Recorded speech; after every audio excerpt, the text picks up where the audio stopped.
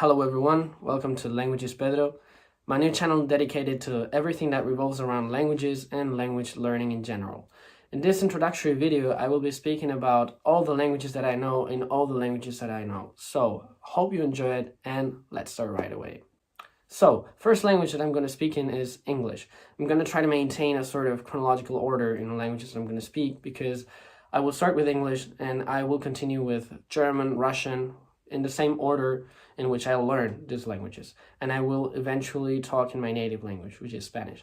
So yes, English is the first ever foreign language that I ever got to learn. And yes, of course, it's inevitable that nowadays you get to learn English. You always get some sort of exposure everywhere because it's unavoidable. You need to speak English. English is the language for international communication, so it's really difficult to avoid speaking English. So yes, for me, there was an inflection point when I started listening to rap in English and when I started really getting acquainted with the language itself and not simply dealing with the homework and the grammar that we were taught at school. So yes, that was eventually what led me to learn English and speak it the way I speak right now, because I used to have a very Spanish accent. So yeah, that's my story with English. Die nächste Sprache, die ich heute sprechen werde, ist Deutsch, weil Deutsch war ja die erste Sprache, die ich mir selber beigebracht habe. Das heißt, dass, okay, Englisch war die erste Fremdsprache, die ich gesehen habe, aber Deutsch war ja die erste, die ich selber gelernt habe, wo ich entschlossen habe, okay, ich mag das und ich will das lernen. Und ich habe Deutsch mit der Hilfe von Tandem, mit dieser App, und auch mit der Hilfe von Easy German gelernt. Und ja, heutzutage muss ich zugeben, dass ich nicht so oft Deutsch benutze als Sprache für Kommunikation.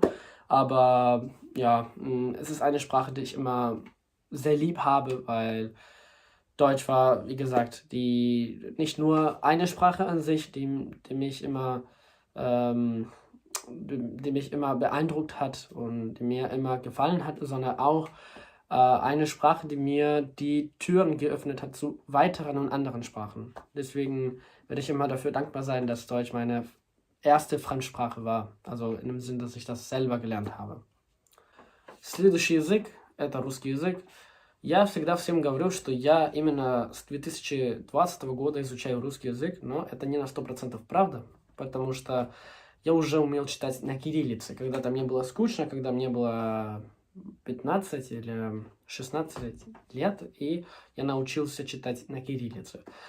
Вот так. Но, да, на самом деле я начал с русским, когда кто-то прислал мне некоторые песни, которые мне очень-очень зашли, и вот я с этого момента слушаю русскую музыку. Я всегда говорю, что музыка является главной причиной, по которой я изучаю русский. Вот, не только музыка. Тоже мне очень нравится язык. Язык по себе. Мне очень нравятся все звуки. Это мой первый же словенский язык. И тоже, если вы знаете, что я со своими учениками, потому что я преподаю испанский, я почти всегда говорю на русском с ними. Вот, это тоже практика для меня. То есть это не только я учу их испанскому языку, а они меня тоже учат русскому языку. Вот поэтому я всегда практикую русский, и мне очень нравится этот язык. Это просто огонь. Мне очень-очень нравится прям, и ничего плохого могу сказать об этом языке. Как язык мне очень-очень нравится. La quatrième langue que je veux parler aujourd'hui, c'est le français. Donc c'est une langue compliquée parce que je peux pas dire que je parle couramment le français. Je commençais à apprendre le français à l'école, mais c'est vrai que ça n'était pas si bon, parce que j'ai eu beaucoup de profs à l'école. Je n'ai pas aimé beaucoup le français, mais je me suis rendu compte que je peux en fait parler le français quand je suis allé en Lyon, en France.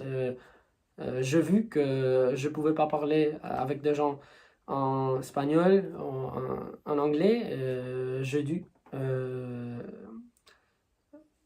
parler en français parce que ça a été la seule option que j'avais.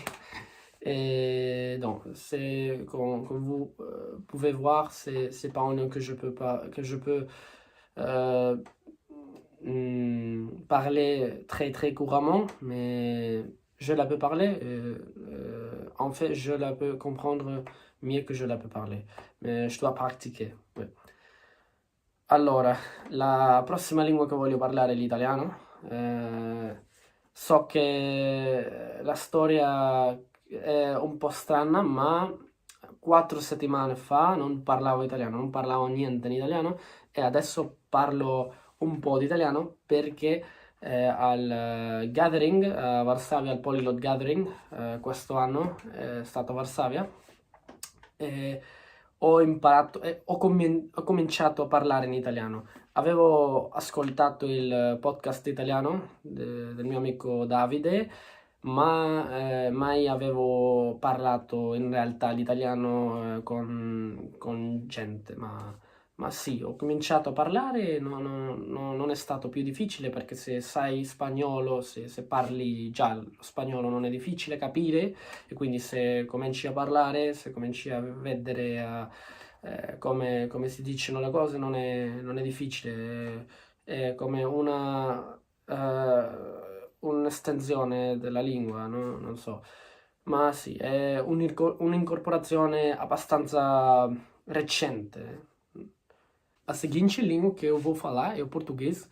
É um pouco estranho, porque no Gathering também, ao começo do Gathering eu não falava assim, eu falava mais com sotaque português europeu, mas sim, a influência, a culpa dos brasileiros mudou o meu sotaque.